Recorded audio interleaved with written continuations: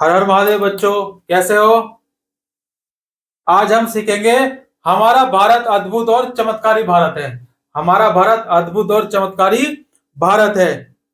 अंग्रेज आएंगे, कंपनी आई और 1857 का विद्रोह हुआ, क्रांति हुई, इतना हम जानते हैं। अब देखो, भारतीय संस्कृति के अभिभावक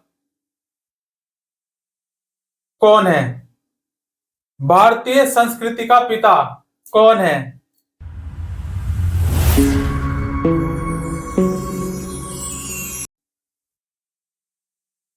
आस भी महादेव, पास भी महादेव, विश्वास भी महादेव। जय श्री राम, हर हर महादेव।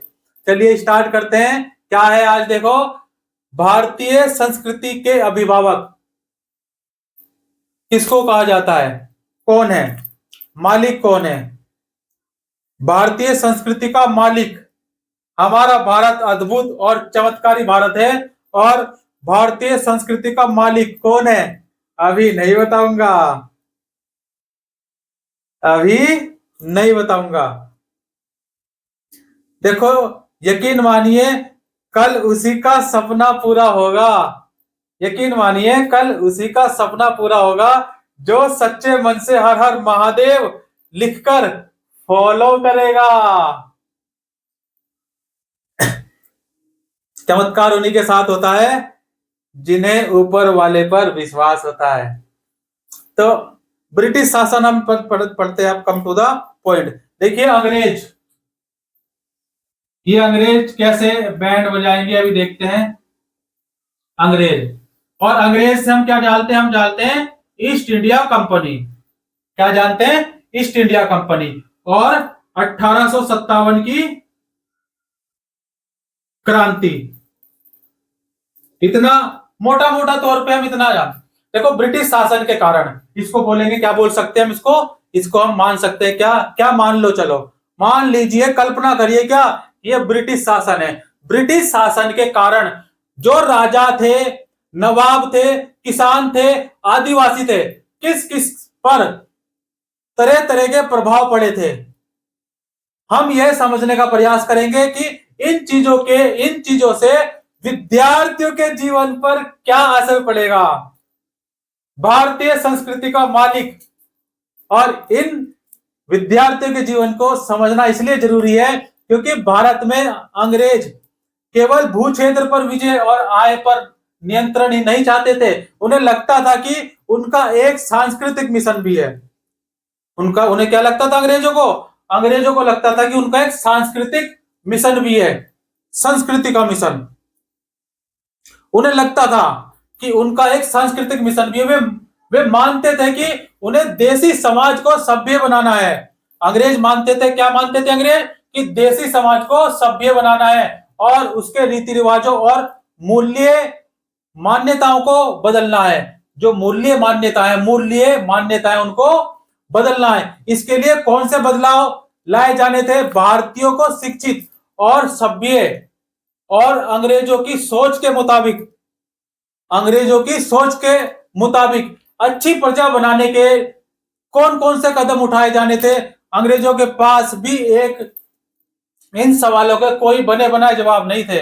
अंग्रेजों के पास भी इन सवालों के कोई बने बनाए तैयार, एकदम फटाफट शॉर्ट्स की तरह तो नहीं थे। ठीक है, इन सवालों पर कई दशकों तक क्या चली? बहस चली, तलब साक्षात्कार होता चला गया, बहस चली। अच्छा, अंग्रेज शिक्षा को किस तरह देखते थे? ये ब्रिटिश जो थे, शिक्षा को किस तरह देखते थे? शिक्षा के क्षेत्र में अंग्रेज क्या सोच रहे थे कि शिक्षा के जो विचार हमें आज सहज सामान्य दिखाई दे रहे हैं, वे पिछले 200 सालों में किस तरह विकसित हुए। इस पड़ताल के दौरान हम इस बात पर भी विचार करेंगे कि भारतीयों ने ब्रिटिश विचारों को कैसी प्रतिक्रियाएं दी। इन अंग्रेजों को भारतीयों ने कैसी क्या दी, प्रतिक्रियाएं दी, और इस बारे में अंग्रेजों के विचार किस तरह विकसित हुए कि भारतीयों को कैसे पढ़ाया जाए, भारतीयों को कैसे पढ़ाया जाए। क्लियर हो गई बात, भारतीयों को कैसे पढ़ाया जाए। तो प्राच्यवाद की परंपरा, फिर क्या आती है, प्राच्यवाद की परंपरा, प्राच्यवाद परंपरा, प्राच्यवाद परंपरा 1783 में, 1783, 1783 में विलियम जोन्स आ गया है। कौन आ गया, विलियम जोन्स।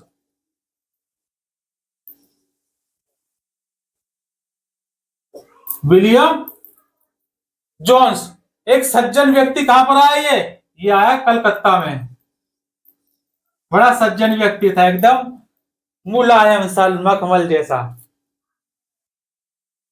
मखमल जैसा, कैसा, मखमल जैसा। बाबा कोशिश हमारी जारी है, बस जिताने की जिम्मेदारी आपकी है, समझने की जिम्मेदारी भी आपकी है।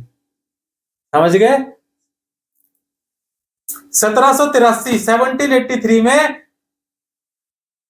विलियम जोन्स नाम के एक सज्जन व्यक्ति कहां आते हैं, कलकत्ता आते हैं। उन्हें ईस्ट इंडिया कंपनी द्वारा, ये जो ईस्ट इंडिया कंपनी है, ईस्ट इंडिया कंपनी द्वारा इनको विलियम जोन्स को, जो कि कब 1783 में आते हैं, क्या बना दिया गया, सुप्रीम कोर्ट में जूनियर जज।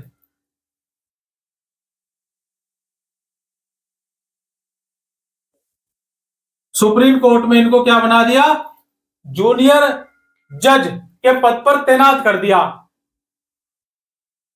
अब लल्लू पंजू तो होगा नहीं, ना ही वेल्ला होगा, पढ़ा लिखा होगा, अच्छा तर्क तर्क शास्त्री होगा। तो कानून का माहिर होने के साथ साथ देखो, ये जो विलियम जोन्स है, जो कि सुप्रीम कोर्ट के जूनियर जज बना, इनको नियुक्त कर दिया गया, किसके द्वारा, ईस्ट इंडिया कंपनी के द्वारा। कानून का माहिर था, और कानून के माहिर होने के साथ साथ जोन्स एक भाषाविद भी था। क्या था, भाषा की जानकारी बहुत अच्छी थी। उन्होंने ऑक्सफोर्ड में ग्रीक और लैटिन भाषा का अध्ययन किया था। किस भाषा का, ग्रीक और लैटिन भाषा का अध्ययन किया था। वे फ्रेंच और अंग्रेजी जानते थे, फ्रेंच भी जानते थे, अंग्रेजी भी जानते थे, और अपने एक दोस्त से अरबी सीखने के अलावा फारसी भी सीख चुके थे। क्या, फारसी भी सीख चुके थे। अब कुछ बचा, फारसी भी सीख चुके थे। अब कलकत्ता में आने के बाद वे रोजाना घंटों संस्कृत विद्वानों के साथ, देखो कल का इतना कुछ करने के बाद भी इसका खोपड़ी का जो है भेजा नहीं पटा है। तुम्हें तो 1 घंटे में जो है सिर में दर्द हो जाता है तुम्हारे पढ़ने में, है ना। तो इतना कुछ पढ़ने के, इतनी कुछ जानकारी होने के बाद भी, कलकत्ता में आने के बाद देखो इसने क्या किया, रोजाना घंटों संस्कृत विद्वानों के साथ बैठकर संस्कृति की बारीकियां, उसकी व्याकरण और संस्कृत काव्यों का अध्ययन करने लगे थे। कुछ ही समय में उन्होंने कानून, दर्शन, धर्म, राजनीतिक, नैतिकता, अंकगणित, चिकित्सा विज्ञान और अन्य विज्ञान की भारतीय पुस्तकों का अध्ययन करना शुरू कर दिया। क्या कर दिया, अध्ययन करना शुरू कर दिया। शोर मत कर, अभी गमों की रात है, शोर मत कर, अभी गमों की रात है, धज्जियां उड़ा देंगे, कुछ ही दिनों की बात है। जोन्स की बात कर रहे थे हम, है ना। तो अब इसने देखो क्या किया, सारा कुछ ना अध्ययन करना शुरू कर दिया। और जोन्स ने क्या पाया, अध्ययन करने के बाद जोन्स ने क्या पाया कि उस समय कलकत्ता में तैनात बहुत सारे अंग्रेज, क्या पाया इसने कि उस समय तैनात कलकत्ता में जो अफसर तैनात थे, वो भी उसके जैसी, उनके जैसी क्या रखते थे, दिलचस्पियां रखते थे। उनके जैसी क्या रखते थे, दिलचस्पियां रखते थे। एक हुए कॉल ब्रूस, कौन हुए, कॉल ब्रूस।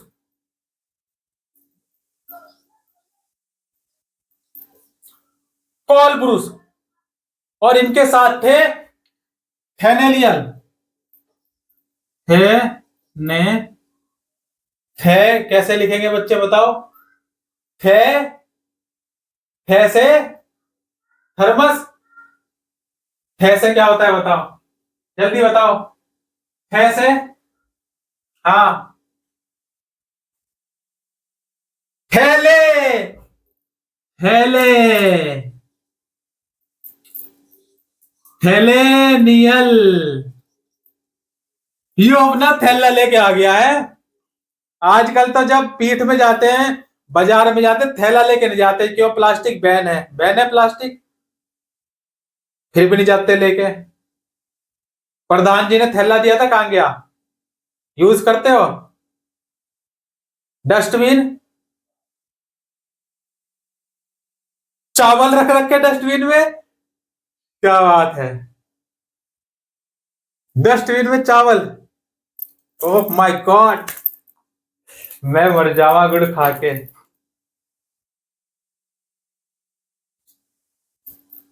चलो अब आते हैं टॉपिक पे।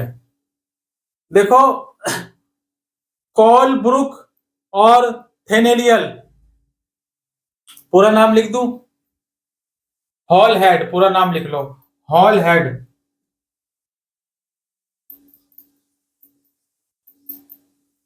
कैसे कैसे नाम है, याद भी नहीं होते हैं। हॉल हेड भी, ये भी देखो क्या कर रहे थे। अच्छा चलो छोड़ो, ये क्या है? बाबले समझ लो, तुम क्या समझ लो, बाबले हैं, ठीक है ना, स्मार्ट, एकदम स्मार्ट, जैसे एकदम स्लिम, एकदम दूध जैसे सफेद, अंग्रेज, ठीक है ना, क्या समझो तुम? अंग्रेज, आसान भाषा में अंग्रेज। आ, यो भी अंग्रेज, यो भी अंग्रेज, यो भी अंग्रेज, लेकिन ये अंग्रेज विशेष है। ये क्या है? सुप्रीम कोर्ट का जूनियर जज, ठीक है, इतनी समझ गए बात? ठीक है, तो थैला लिख ले इसका, इसको क्या है, इसको ब्रुस बोल देते हैं, इसको थैला, ठीक है ना। ये हो गया भाई ब्रुस, और ये हो गया थैला, ठीक है, ब्रुस और थैला। ये पोल्यूशन नहीं करेंगे, ये ब्रुस और ये थैला जो है क्या है, पोल्यूशन मुक्त है। क्या है? पोल्यूशन मुक्त है। ये देखो क्या कर रहे थे, अब चलो ठीक है, बहुत होगी मजाक, ठीक है ना। तो ये अंग्रेज भी देखो क्या, भारतीय भाषाएं सीखकर संस्कृत व फारसी रचनाओं को अंग्रेजी में अनुवाद कर रहे थे।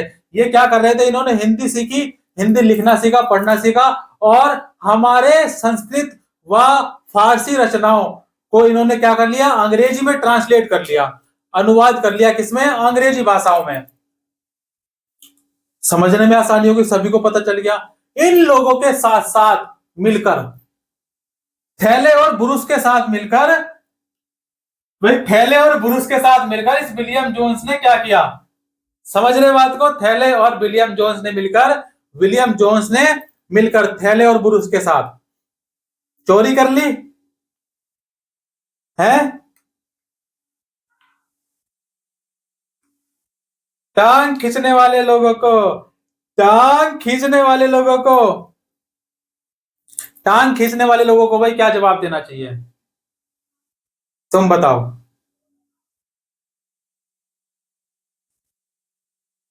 टांग खींचने, क्या कह रहा? टांग खींचने वालों की छाती पर पैर रखे पार सफल होगा। क्या बात है, तालियां बजाओ इसके लिए, इसके लिए तालियां बजाओ। तो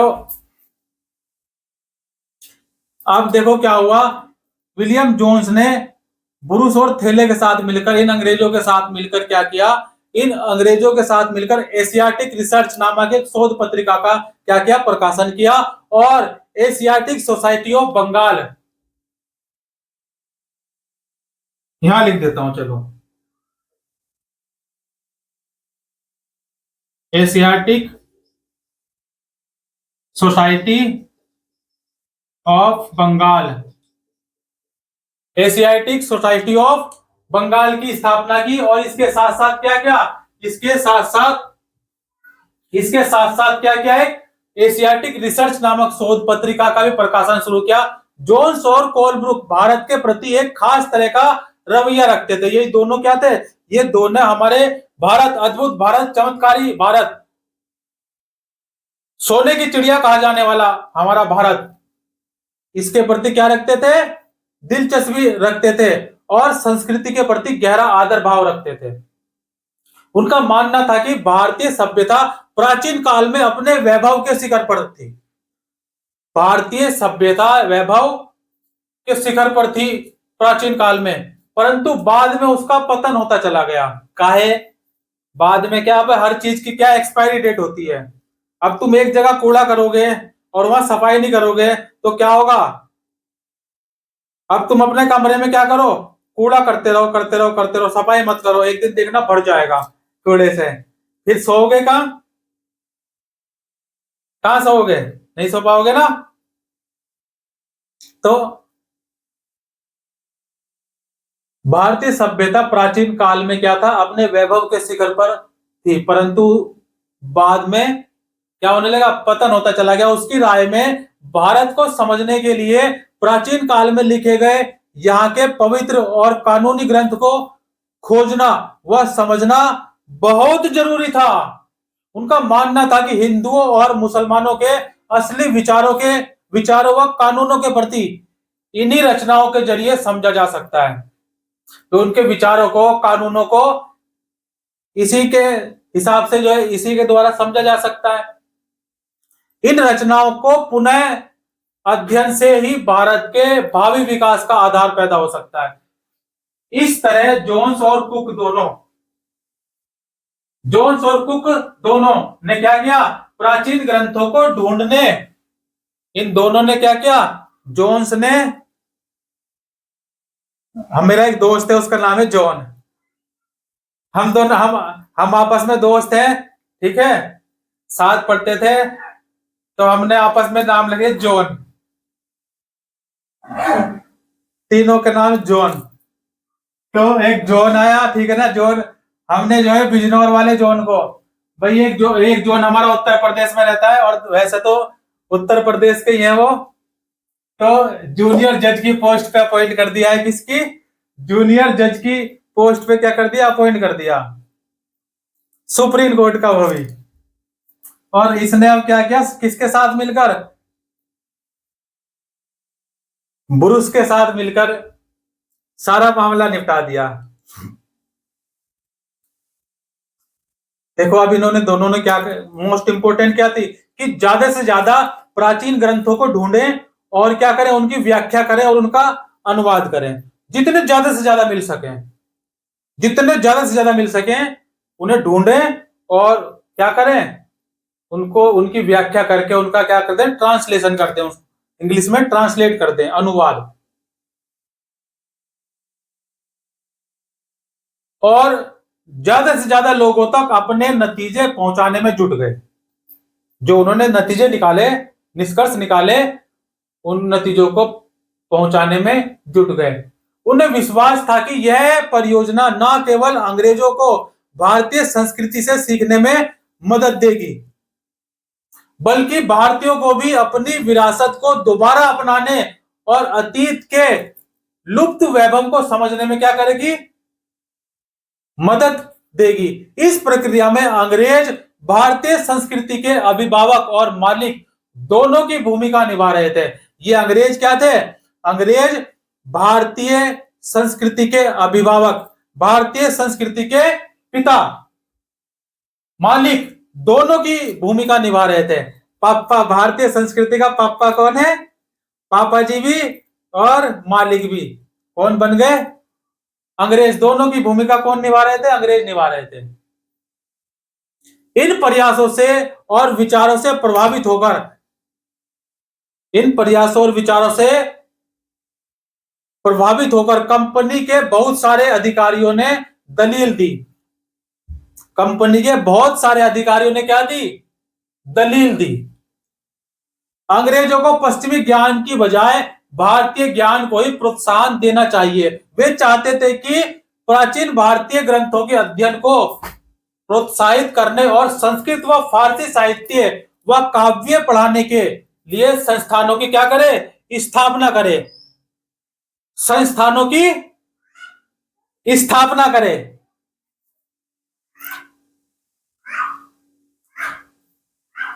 इन अधिकारियों का यह भी मानना था कि हिंदुओं और मुसलमानों को वही पढ़ाया जाना चाहिए जिसके वे पहले ही परिचित हैं, जिससे वे क्या है, पहले से ही परिचित है, पहले से पता है उनको, और जिसे वे आदर और महत्व देते हैं। उन्हें अनजाने विषयों की शिक्षा ना दी जाए, अनजाने विषयों की शिक्षा ना दी जाए। ज्यादा सीख जाएंगे, ज्यादा सीख जाएंगे तो फिर मालिक बन जाएंगे, है ना, मालिक बन जाएंगे। देख, जरूरी नहीं सब लोग हमें समझ पाए, जरूरी नहीं सब लोग हमें समझ पाए। तराजू सिर्फ वजन बताता है, क्वालिटी नहीं बता सकता। 1 किलो दूध तोल के जो है ना, उसकी बताइए शुद्धता कितना शुद्ध है, नहीं ना, उसका मेजरमेंट है क्या है, लैक्टोमीटर। दूध की शुद्धता किससे मापी जाती है, लैक्टोमीटर से। तो हिंदुओं और मुसलमानों को क्या करने थे, वही पढ़ाया जाना चाहिए जिससे वे पहले से क्या हो, परिचित हो। इन अफसरों की राय में केवल तभी अंग्रेजी देशी जनता का दिल जीत सकते हैं, अंग्रेजी देशी जनता का दिल जीत सकते हैं, केवल तभी अजनबी शासक अपनी प्रजा से आदर की उम्मीद कर सकते हैं। क्या कर सकते हैं, अपनी प्रजा से आदर की उम्मीद कर सकते हैं। इस बात को ध्यान में रखते हुए, इसी बात को ध्यान में रखते हुए 1781 1781 1781 में क्या हुआ, जादू हो गया। क्या हो गया, जादू हो गया।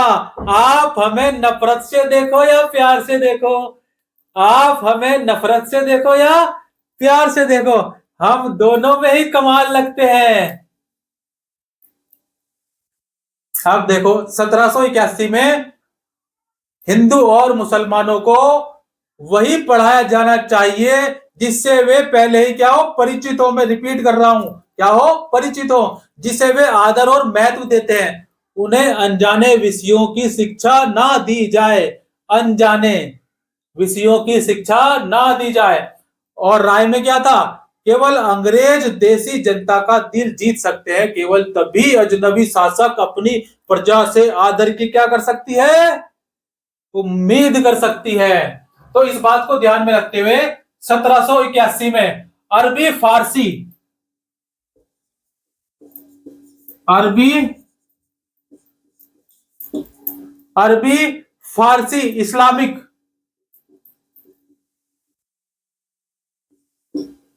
इस्लामिक कानून के अध्ययन को बढ़ावा देने के लिए क्या किया, कलकत्ता में मदरसा खोला। क्या खोला, मदरसा। कहां पर खोला ये, कलकत्ता में। कलकत्ता में खोल दिया, मदरसा खोल दिया। जैसे हमारा स्कूल होता है ना, उसको बोलेंगे मदरसा। अब उसके बाद जब ये 1781 में खोला और 1791 में 1791 में बनारस में, खाई के पान बनारस वाला, खुल जाए बंद अकल का ताला, खाई के पान बनारस वाला, खुल जाए बंद अकल का ताला। देखो, जब रावण फूकता है ना, रावण, पान की बात बताते हैं आपको। रावण जब फूकते हैं ना, कब फूकते हैं, विजयदशमी को ना, तो उस दिन पूजा होती है ना, घर में पूजा होती है, तो मीठा पान खाने की परंपरा है। क्या है, परंपरा है। और पान खाने के फायदे होते हैं, पता है आपको, पान खाने से फायदे, गुटखा खाने से नहीं। और ये नहीं है मीठा पान, पान के बहुत सारे क्या है, फायदे हैं। आयुर्वेदिक वे में अगर हम देखेंगे, पॉइंट ऑफ व्यू से देखेंगे, आयुर्वेदिक पॉइंट ऑफ व्यू से देखेंगे, बहुत सारे फायदे हैं। हाँ, डाइजेशन अच्छा होता है, कह सकते हैं डाइजेशन। तो 1791 बनारस में क्या कर दिया, हिंदू कॉलेज खोल दिया।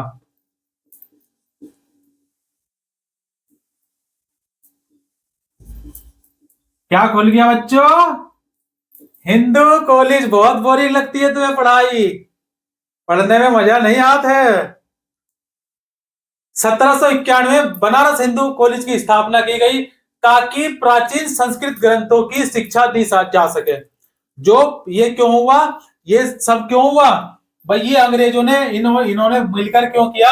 देखो, अरबी फारसी इस्लामिक का मदरसा खोल दिया, और हिंदुओं के लिए क्या करिया, या भारतीयों के लिए, बाकी लोगों के लिए 1791 बनारस में हिंदू कॉलेज की क्या कर दी, स्थापना कर दी। और उद्देश्य क्या था, उद्देश्य था कि जो पुराने ग्रंथ हैं, जो हमारे पुराने ग्रंथ हैं, पुस्तकें हैं, उनको क्या मिल सके, उनकी शिक्षा दी जा सके, उनको समझ के शिक्षा दी जा सके, और देश का शासन चलाने में मदद मिले। देश का शासन चलाने में क्या मिले, क्या मिले, फायदा मिले, मदद मिले। परंतु कंपनी के सभी अफसर इन विचारों से सहमत नहीं थे। भाई, हर उसमें एक भेदी होता, घर का भेदी लंका ढाए, घर का भेदी लंका ढाए, विभीषण हर जगह होता है। तो यहां पर भी विरोधी हर जगह होते हैं, ताली एक हाथ से तो बचती नहीं है। कुछ भी काम ना माइनस और प्लस दोनों से होगा, मिला जाएंगे तभी होगा, नहीं तो नहीं होगा। तो 19वीं सदी की शुरुआत में देखो, बहुत सारे अंग्रेज अफसर शिक्षा के प्राच्यवादी दृष्टिकोण की आलोचना करने लगे थे। उनका कहना था कि पूर्वी समाजों का ज्ञान त्रुटियों से भरा हुआ है। भाई, ये जो थे, ये जो आए, ये कुछ अंग्रेज क्या कह रहे थे कि ये जो ज्ञान है, प्राच्यवादियों की प्राच्यवादी की दृष्टिकोण की आलोचना करने लगे थे। और उनका क्या कहना था कि पूर्वी समाजों का ज्ञान त्रुटियों से भरा हुआ है। त्रुटि, फ्रूटी नहीं, त्रुटि। फ्रूटी किसने पी है, त्रुटियों से भरा हुआ है और अवैज्ञानिक है। क्या है, अवैज्ञानिक है। उनके मुताबिक पूर्वी साहित्य अगंभीर और सतही था, इसलिए उन्होंने दलील दी कि अंग्रेजों को अरबी और संस्कृति भाषा व साहित्य के अध्ययन को बढ़ावा देने पर इतना खर्चा नहीं करना चाहिए। इन चीजों को, सबको इन चीजों को, इन पर बढ़ावा नहीं देना चाहिए, इनको इन पर ज्यादा पैसा खर्चा नहीं करना चाहिए। प्राच्यवादियों पर हमला करने वालों में जेम्स मिल प्रमुख थे। इन प्राच्यवादियों पर, ये जो प्राच्यवादी हैं, यहां लिख देते हैं प्राच्यवादी। इन प्राच्यवादियों पर हमला करने वाला सबसे प्रमुख कौन था, जेम्स मिल।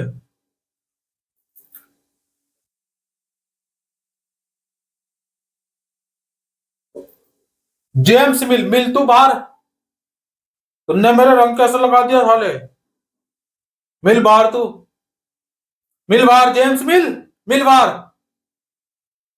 सबसे प्रमुख थे जेम्स मिल। उनका विश्वास था कि अंग्रेजों को देसी जनता को खुश करने और उनका दिल जीतने, ये जो बाहर मिलने की बात कर रहे थे जेम्स मिल, उनका क्या विश्वास था कि अंग्रेजी को देसी जनता को खुश करने और उनका दिल जीतने के लिए जनता की इच्छा के हिसाब से, किसके हिसाब से, जनता की इच्छा के हिसाब से, या उनकी भावनाओं को ध्यान में रखते हुए, भावनाओं को ध्यान में रखते हुए, उनके भावनाओं के ठेस ना पहुंच जाए, जनता की भावनाओं को कहीं ठेस ना पहुंच जाए। जैसे नेता है, वोट आते तो नेता जी कहते हैं हमारा भी ध्यान रखिए, हमारा वोट, जैसे वोट देने का अधिकार सबको है, ठीक है ना, हमारा भारत क्या लोकतंत्र भारत है और वोट देने का अधिकार सबको है, ऐसे ही चुनाव लड़ने का अधिकार भी सबको है। उनके क्राइटेरिया क्राइटेरिया फील करते चले जाओ, नेता बन जाओगे। भाई, वो आपके हाथ में है, गुंडा बनना है, मवाली बनना है, नेता बनना है, मोदी बनना है, द्रौपदी मुर्मू बनना है, या ड्रम में भरने वाली बनना है? ड्रम में भरने वाली। कहां भरने वाली? ड्रम में भरने वाली। देखो, शादी भले ही लेट कर लेना, शादी भले ही लेट कर लेना, सोच समझकर सही लड़की से करना, सोच समझकर सही लड़की से करना। क्यों? वरना कोई मुस्कान जैसी मिल गई तो, कोई मुस्कान जैसी मिल गई तो ड्रम में मिलोगे, वो भी टुकड़ों में।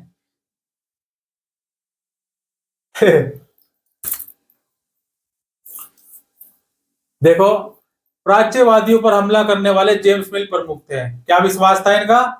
कि देशी जनता को खुश करने और उनका दिल जीतने के लिए जनता की इच्छा के हिसाब से और उनकी भावनाओं को ठेस ना पहुंचे, ध्यान में रखते हुए शिक्षा नहीं देनी चाहिए, शिक्षा नहीं देनी चाहिए। उनकी राय में शिक्षा के जरिए उपयोगी और व्यवहारिक चीजों का ज्ञान दिया जाना चाहिए। क्या देना चाहिए? उनकी राय क्या थी? कि शिक्षा के जरिए उपयोगी और व्यवहारिक चीजों का ज्ञान उनके लिए क्या उपयोगी हो और व्यवहारिक हो।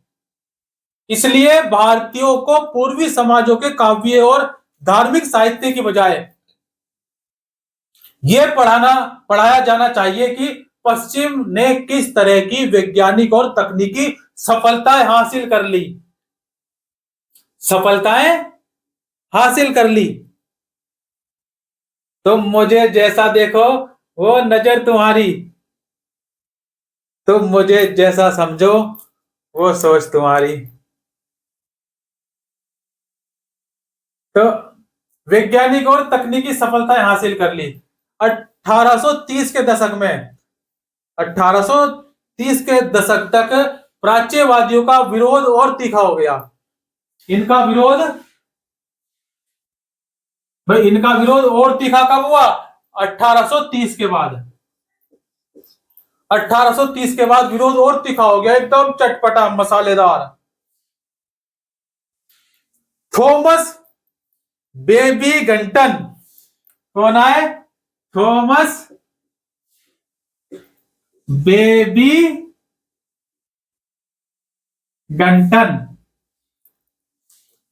रवीना टंडन नहीं वे, बेबिंगटन। आसान भाषा में लिख दूं? चलो ऐसे करो, मैकाले लिख लो। क्या लिख लो? मैकॉले या मैकाले, ठीक है। डिक्शनरी में देख लियो मैंने सही लिखा कि गलत लिखा, चेक कर रहा ना। डिक्शनरी है तेरे पास हिंदी की? अच्छा चल बता, हिंदी वर्णमाला में हिंदी व्याकरण के अनुसार पहला अक्षर कौन सा है? जैसे का खा गा गा है, आ आ ई उ ऊ, आ ई उ ऊ है, तो डिक्शनरी के हिसाब से, हिंदी डिक्शनरी के हिसाब से पहला अक्षर।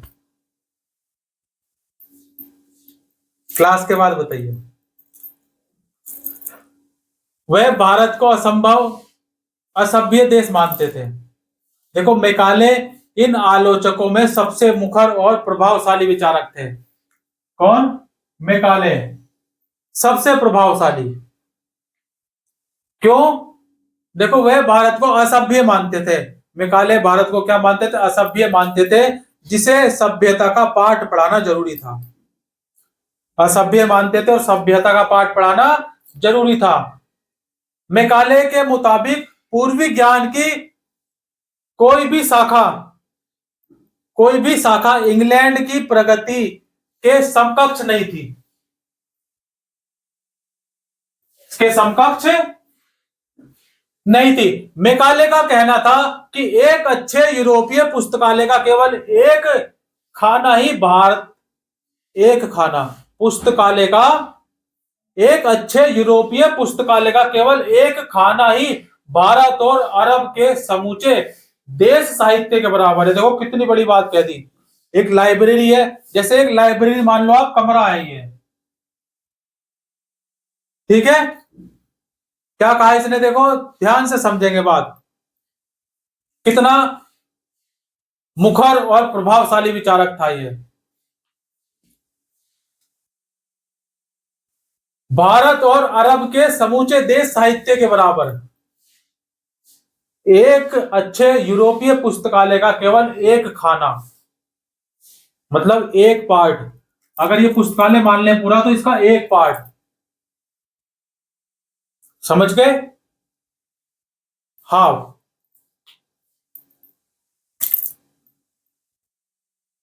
साहित्य के बराबर था। उनका तर्क था कि भारत में ब्रिटिश सरकार को प्राच्यवादी ज्ञान पर सरकारी पैसा बर्बाद नहीं करना चाहिए। ये तो बावले हैं, ठीक है ना, इन पर सरकारी पैसा नहीं खर्च करो, मत खर्च करो। और क्योंकि इससे कोई फायदा नहीं होने वाला है, इससे कोई फायदा नहीं होने वाला है। क्यों नहीं होने वाला फायदा? जो मंजिलों को पाने की चाहत रखते हैं, जो मंजिलों को पाने की चाहत रखते हैं, वो समुंदर पर भी पत्थर के पुल बना लेते हैं। समझ गया बच्चे? जो मंजिल को पाने की चाहत रखते हैं, वो समुंदर पर भी पत्थर के पुल बना लेते हैं। बोलो जय श्री राम। अब कितनी बड़ी बात कही। उसका तर्क क्या था कि प्राच्यवादी ज्ञान पर सरकारी पैसा बर्बाद करना ठीक नहीं है, नहीं करना चाहिए, क्योंकि इससे कोई फायदा नहीं है। गहन ऊर्जा और आवेश पूर्वक मैकाले ने अंग्रेजी भाषा सिखाने की जरूरत पर जोर दिया। मैकाले ने क्या किया? अंग्रेजी की देने भाई मैकाले हो, अंग्रेजी शिक्षा, अंग्रेजी भाषा को सीखने की जरूरत पर जोर दिया। उनका मानना था कि अंग्रेजों के ज्ञान से भारतीयों को दुनिया की श्रेष्ठतम साहित्य कृतियों को पढ़ने का मौका मिलेगा। यहाँ के लोग पश्चिमी विज्ञान और दर्शन के क्षेत्र में हुए विकास से अवगत हो पाएंगे। इस प्रकार उनका कहना था कि अंग्रेज पढ़ाना लोगों को पढ़ाना चाहते हैं और लोगों को सभ्य बनाने, उनकी रुचियों, मूल्यों और संस्कृति को बदलने का रास्ता हो सकता है। मैकाले के विवरण के आधार पर 1835 में, भाई मैकाले के विवरण, मैकाले ने क्या दिया? एक विवरण दिया, एक सिस्टम दिया, और उस आधार पर 1835 में 1835 में क्या आया? अंग्रेजों का शिक्षा अधिनियम पारित हुआ। क्या हुआ? शिक्षा अधिनियम।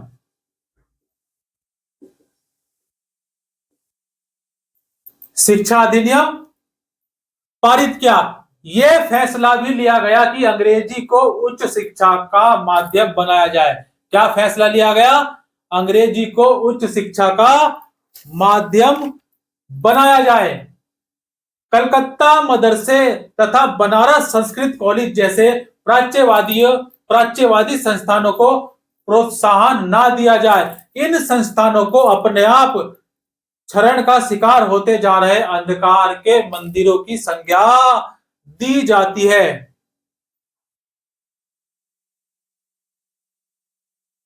क्या दी जाती है? देखो इधर इधर, यकीन मानो कल उसी का सपना पूरा होगा जो आज मन से, सच्चे मन से हर हर महादेव लिखकर नहीं जाएगा और फॉलो करेगा। जय हिंद, जय भारत, हर हर महादेव, जय श्री राम।